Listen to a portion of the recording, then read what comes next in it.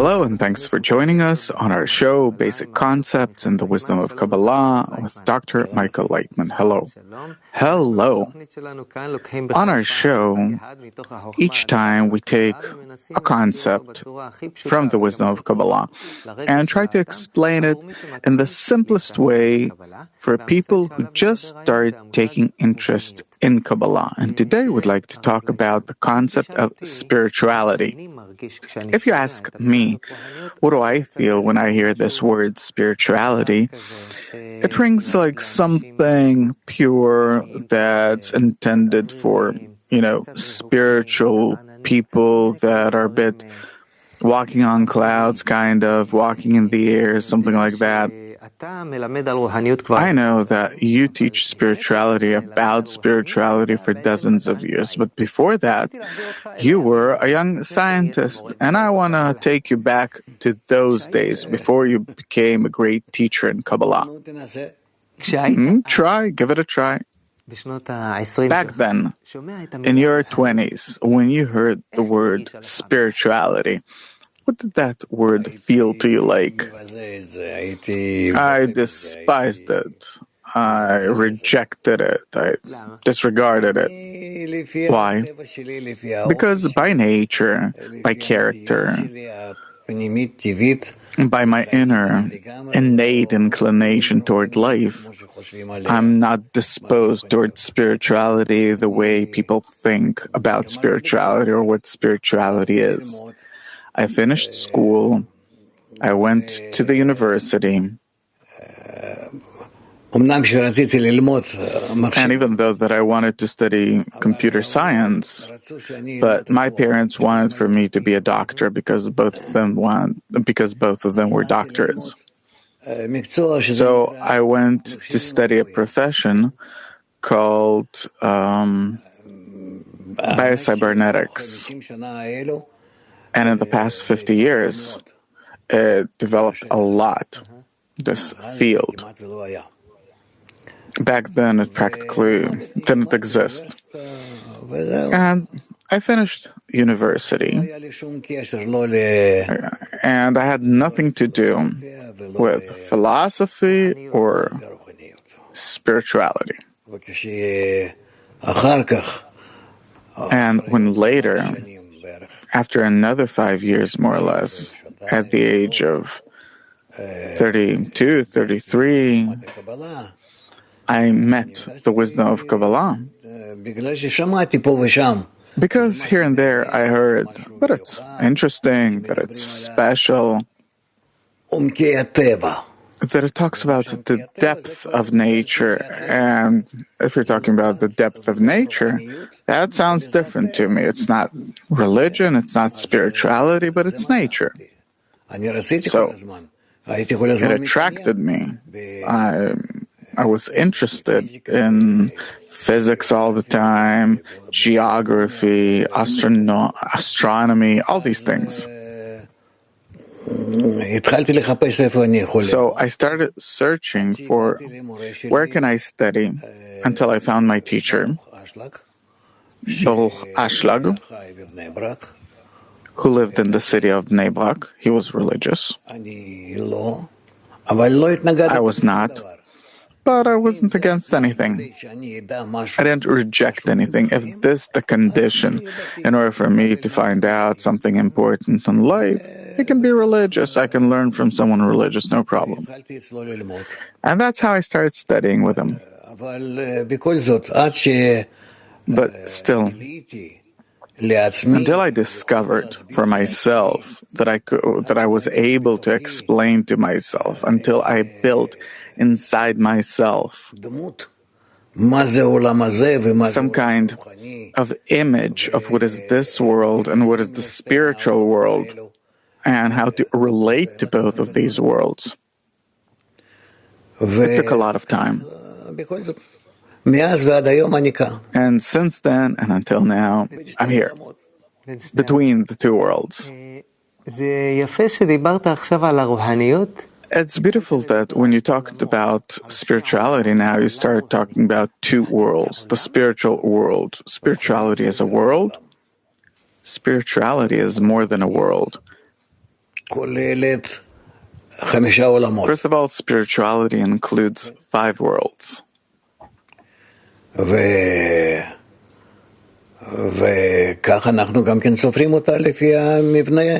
And this is also how we count it according to the structure that the wisdom of Kabbalah teaches us. Where are these worlds? It starts from the uppermost world called the world of Ein Sof, and then under it there's the world of Adam Kadmon, Atzilut, Bria, Yetzirah, and Asiya, until we reach a state which is the lowest world, called this world. You mean our world? Well, it's not exactly our world. It's higher than our world. Our world is not considered a world at all. So, just a second.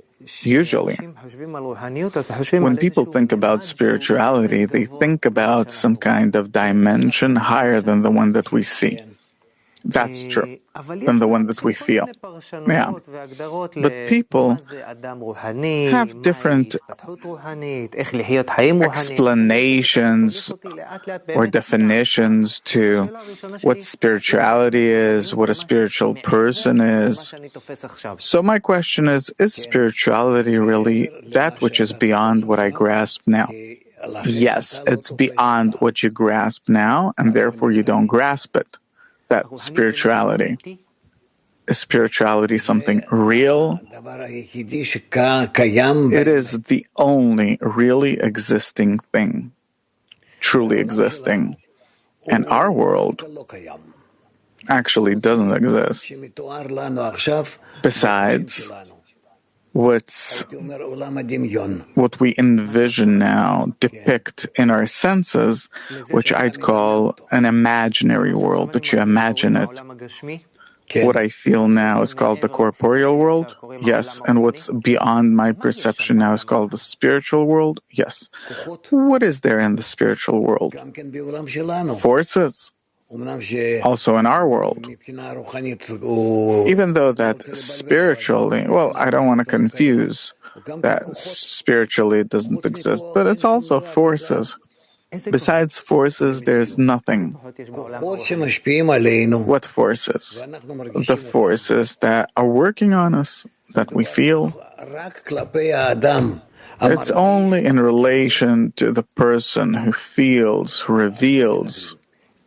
This is what it's about. Where is spirituality? Spirituality isn't anywhere because, in general, there is no place. But man, when he studies the wisdom of Kabbalah, then he discovers a place in which reality exists. On one of your lectures, I heard you say that spirituality has no place and has no time. What does it mean? Time and space, these are the 2 main discernments through which we grasp, perceive reality. The world, what goes on, what moves, what changes, and inverts from form to form. In our perception, it happens in time and space. And spirituality exists above time and space. It's something that I can't even imagine what you're saying now. No, you can't imagine it. It's a different perception, yes.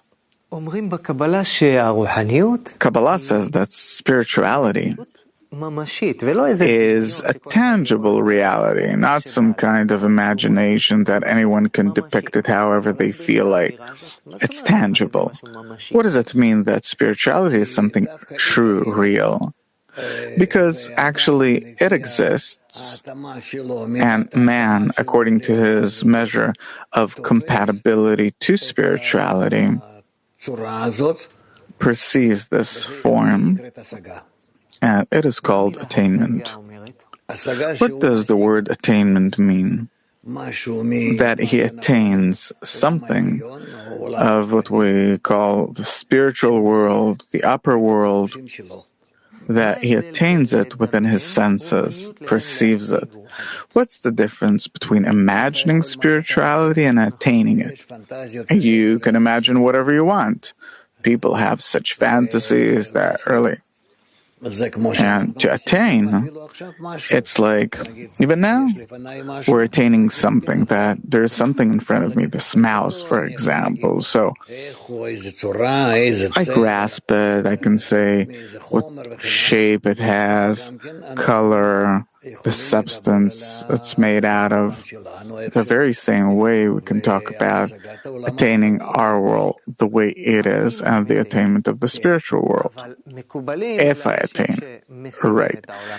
Well, Kabbalists are people who attain the spiritual world, and the rest of the people are those that don't attain the spiritual world yet. Right. So how can we say that it's tangible, that it exists regardless of us? Is it a problem? They're blind people.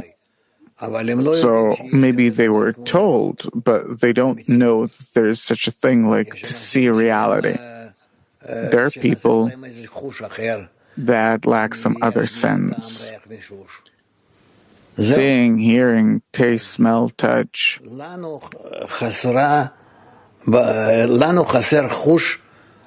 lacking the spiritual sense to grasp, to perceive, to feel that we are inside the spiritual world.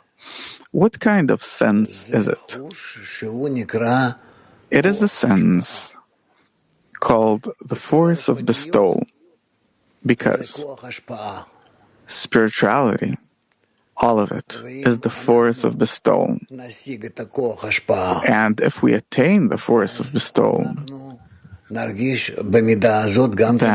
to that extent, we will also feel spirituality. What does the word bestow say? Bestow is giving, love, the desire to bestow, the desire to do good. Giving and love, these are things that I feel, even now, sometimes, towards some of the people in certain situations. That's called spiritual. If I really want to bestow good onto others, that I'm not, that for sure, this is something that most people don't have. Only Kabbalists that work on themselves can attain this quality. So what happens is that if they correctly work on themselves, they reach a state where they can bestow good onto others. And to that extent, they discover that there is a spiritual world that exists, the upper world. So the giving, the love, it's on some much higher level than the one that I'm on now. Sure, because you can't bestow, you're also not revealing the forces of bestowal. You're not discovering them, that this is what the spiritual reality consists of. You just told me that the forces of bestowal is that which exists in spiritual reality. What about the rest of the things that are written about in the wisdom of Kabbalah, like sfirot, lights, right? You discover all that within that force of bestowal. Suppose it's said that there are 10 sfirot. How does that have to do with giving, love? In the inclination to love, to bestow, to give, in that force, you discover all other forms of the force of bestowal. So how would you define the word spirituality? Spirituality is that which exists in all of our senses that aren't working in order to bring good closer to ourselves, but in order to bestow onto others. Where does the word ruchaniyut, spirituality, come from? Does it come from the word ruach, in Hebrew also meaning spirit, wind, Dr. Laitman, because this is what comes as an inclination from myself toward others. That's why, because it moves, that's why it's called that way. It's like a wind that blows. Yeah, it like blows from myself outwards. That's beautiful. Okay, more or less, you gave me a picture of what spirituality is. And now I'd like to ask, is there a connection between the world of spirituality, as you call it, and the reality that I feel now, the corporeal world? Is there a connection between these two levels? Spirituality exists above the corporeal world, and I need to use the corporeal world in order to reach spirituality, the spiritual world. How am I supposed to use the corporeal world? I need to use everything that I have here in this world in a way that I act to the benefit of others. And the gist of this action is in intention. What do you mean intention? It's not necessarily that I have to, in practice, run around now and give everyone what they're lacking physically. But first and foremost, I need to do it in thought, in desire. What should I think and want? For others to have it good. To really focus on that? Yeah.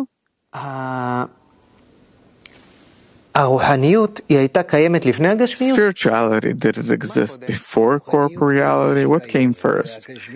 Spirituality is that which exists, and corporeality exists in us only in order for us to exist, in order to attain spirituality. Now that I'm talking, is spirituality working on me? Of course.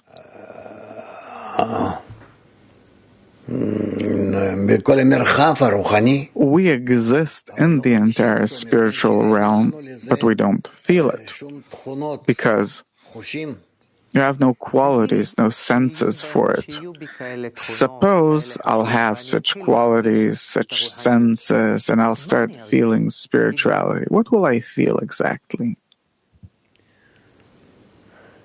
You will feel that you're living in a broad world in which there are big forces, eternal ones, that you didn't feel before. And those forces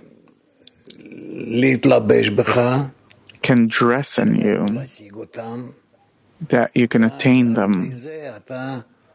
And then by that, you will get to know all the foundations of the world, everything that goes on, that was, that is, that will be, everything. It's just a feeling, a sensation. What is there besides it? Intellectual perception. But it's also a feeling that we later on measure, write about. In what vessels of reception will I start perceiving reality? In what senses? That's a good question. Surely not in our corporeal receptacles, but in spiritual vessels of perception, senses, to the measure to which I can rise above my ego, above my desire to receive pleasure, that this is the only thing that I think about all the time, automatically. This is how I'm born, and this is how I live. If I can rise above that, and I can aim myself instead of trying to enjoy anything and everything in life all the time, to derive pleasure from it, but that I'll teach myself how to give pleasure to others in every possible way. Is it like being is it secluding yourself, restricting yourself not to enjoy? Maybe it seems that way right now, but it's not so. I'd say that to some extent it is like that. Suppose a monk, he can't enjoy anything. No, here it's not a matter of that it's forbidden or anything. But I have to bring myself to a state that the way I look at the world, the way I grasp the world, perceive it, that it will lead me to a state where I won't want to use it to my own benefit. Why? Because I'll see how opposite it is to the true, correct, and proper attitude toward reality, which is what? That instead of grasping, perceiving everything that I have around me all the time, closer, further away, not to want to receive any of these, but to want to be in bestowal, in giving, in love of others, and only in this approach, through this attitude, can I come closer to the spiritual world. I just felt that there's like some kind of engine in me that works on absorption, and spirituality is that it like turns it the other way around, that it starts turning the other way. Yeah? Can you share with us just a bit, if you can, the first moment that you started feeling spirituality? What did you feel? It's something that I can't convey. It's impossible. Impossible. About this, it is written, taste and see, the Lord is good. What do you see? You see that the Creator is good. The Creator who? The upper force that we exist in. And how is He related to the spiritual, to spirituality? To the extent that I can become like Him, I taste who He is, and that's how I come closer to Him, to that understanding, perception, like He is. Is it pleasant? It is. Does it feel good? It is a feeling that fulfills a person who attains it fully and completely. Kabbalah says that just like there are radio waves and you need a radio receiver to perceive them, the same way you need a receiver to grasp spirituality. It's like it exists, only you don't grasp it. What's that receiver? The force, the power, the force of bestowal, because the Creator, this general force that we exist in all, is the force of bestowal, of giving. And therefore, to the extent to which we arrange our senses, our actions, thoughts, desires, to bestow to others, to do good to others, to love others, to that extent, we start feeling that that same extent exists around us. And that's how we discover the Creator. If a person doesn't believe in God, can he feel spirituality? It's not a matter of faith. It isn't a matter of faith. It is a matter of attainment, meaning that if I perform such actions of bestowal like Kabbalists who have already attained them tell me about, that these are the actions of the Creator, and if I do something similar to it, then to some extent I start feeling what the Creator feels, the general force that fills the whole of reality with love and bestowal. So spirituality is to feel what the Creator feels? Of course. Spirituality means that I reveal the upper force to myself. Every person can do it. Everyone. Why is it worthwhile? Why should I develop connection to spirituality? What will I get out of it? You'll get nothing out of it. Besides the fact that you realize your inner desire, if it exists, and such becomes revealed, and the Creator, the upper force, and then you connect these desires, you to Him and He to you, and this way you can bring yourself Sorry. And this way, you can bring yourself to identify with the Creator. How can a person know if he has desire for spirituality? That's according to the inclination of the heart. What does he need to feel? He needs to feel that he feels that he's alone in the world.